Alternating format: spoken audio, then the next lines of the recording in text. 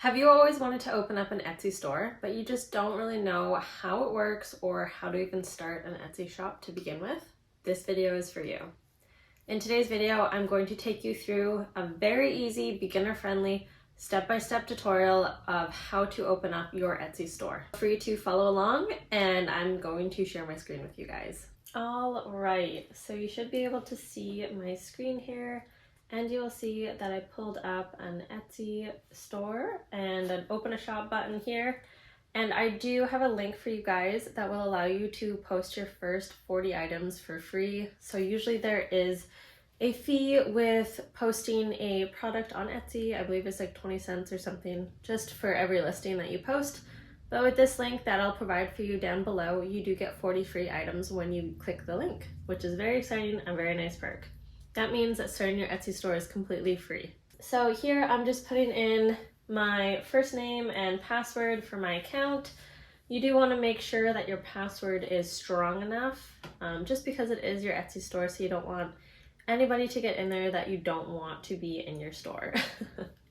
So you can see here that my password quality is strong. We have the full green line, which is great. Now we're just going to hit register. And here we are. Welcome. I do save my passwords because I always forget my password. So now we're gonna let's do this. So there's a bunch of questions that Etsy has for you. You can skip them or you can answer the questions yourself. So for myself, I want to expand my online business, so I click that one. But you do have the option to skip a question.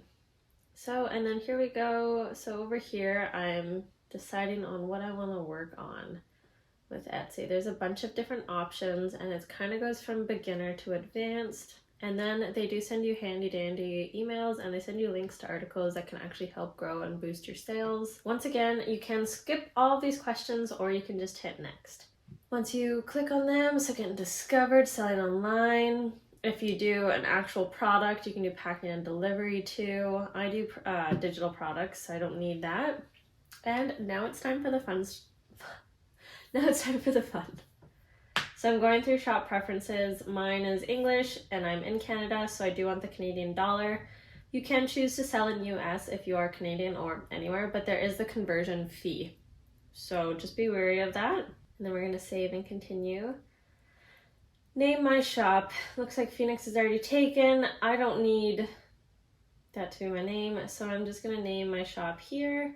Just going to type it in. Come up with something creative, and even if it's just a draft name, you can always change your name later and update it. So right now, say you put in whatever you want. So just make sure you go in, and like I said, you can always change it. Now they're going to prompt you to create a listing. If you are like me right now, I don't have anything that I'd like to post. But you can always go in, you can add a video to it, do all your listing details, your title, about this listing, category. They've actually switched up Etsy since I've filmed this screen recording, but I will go through in a different video and show you guys exactly how I do list all of my digital products, and how you pick the category and just everything to make your listing kind of stand out on Etsy. So you can see I typed in digital planner because I do sell digital products, and then you will see that there is many different categories to choose from. So this is also a big factor in your sales, where you want your product to actually end up. And keep going down, and there's production partners if you do print on demand, materials, price point, upload your digital files, have your exchange and return policy. I went to save and continue, but it wants you to go through and actually fill out all of the fields. So here I'm just uploading a random photo, and then go down, write a description. I'm just saying digital planner. Go down, set it to, what is it? $10, quantity 1, and upload a file. I'm just gonna upload a random file. So I just uploaded a random file, and here we go. It says I have my first listing, which nobody's going to buy because there's no photos, no description, and it literally says digital planner. So you go in and edit that or delete it whenever you want. Now we're going to go to the next step and getting paid on Etsy. So this is a big deal, obviously. It's the main reason why we're probably doing Etsy here. So you just want to put in where your bank is located. Mine's Canadian. And then for tax purposes, what kind of seller are you? Are you individual or do you have a business? And then you're going to tell a little bit about yourself. You're going to go in and fill in your first name, last name, birthday, and all of your information for your address for where your business is located. Next, you're going to add in your bank information. So, first name, last name, institution, transit, and account number. You can find these on a bank draft.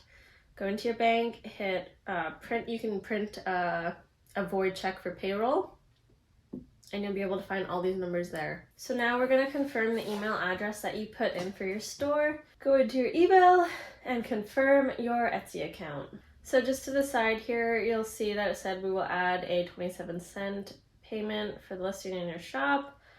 And then here you can see a breakdown of listing fees, transaction fees, and payment processing fee. I'm going to make an entire other video breaking all these fees down, just so that you guys can get a better idea of how much it actually costs to have a shop on Etsy. And then here we're going to be adding in a credit card and billing address. And this way, if you'd ever like to advertise on Etsy, all of your banking info and your Visa or whatever is all set up on there and ready to go. Keep your shop extra safe. Obviously, this is like with anything else, they always recommend two-factor authentication. So you can do text message, phone, or authenticator app. I like to do the text message just because for me it's the easiest.